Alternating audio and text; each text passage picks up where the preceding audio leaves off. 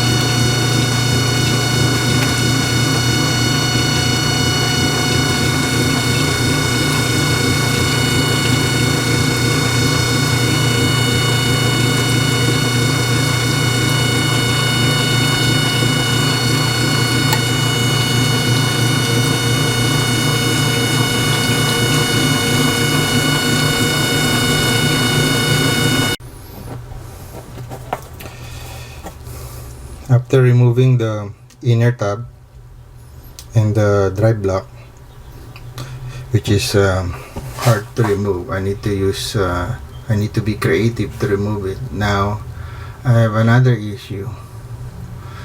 Basket drive is stuck, the bearing or something.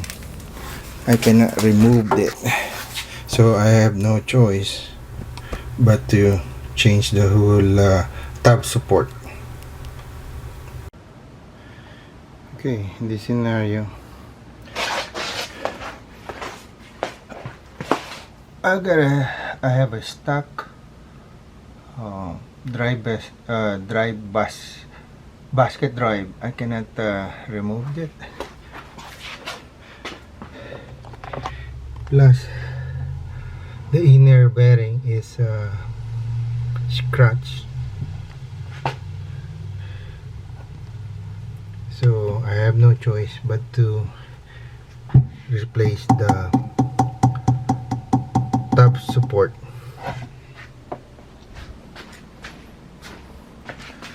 So replacing top support, so the instructions said 1 or 2 seal. This one has only one, so I use 1 1/4 to drive it in. Use the rubber mallet, tap gently, don't overdo it. So it's flush. Okay, that's the old one. Here's the new one. So this is the skeleton. We're changing the suspension pad. Might as well do it. Okay, since I almost disassemble everything, might as well change the pad, suspension pads.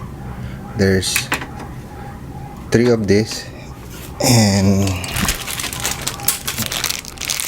there's 3 of this kind, so a total of 6. So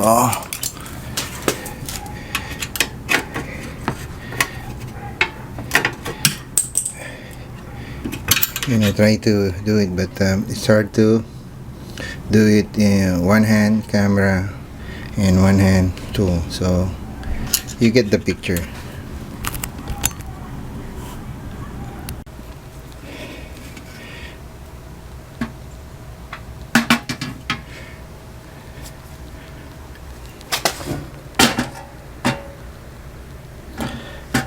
Placing the tab support. So I just insert the new tab support. So need to assemble it back. Okay, since we have a new tab support in a new basket drive,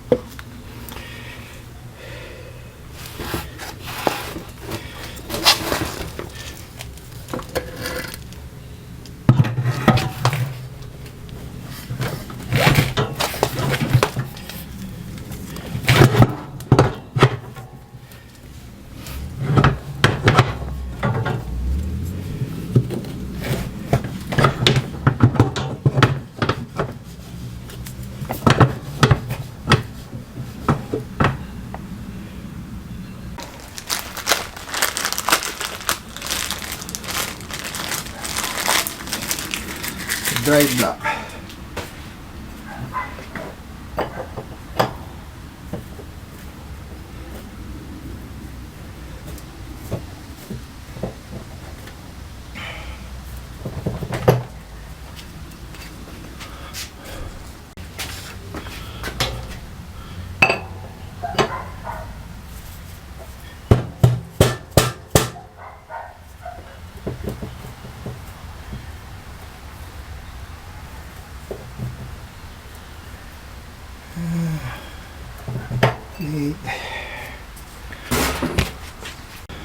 Okay, replace the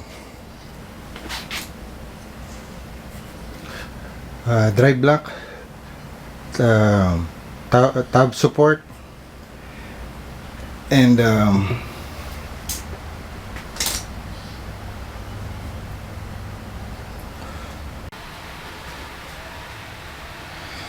gloves.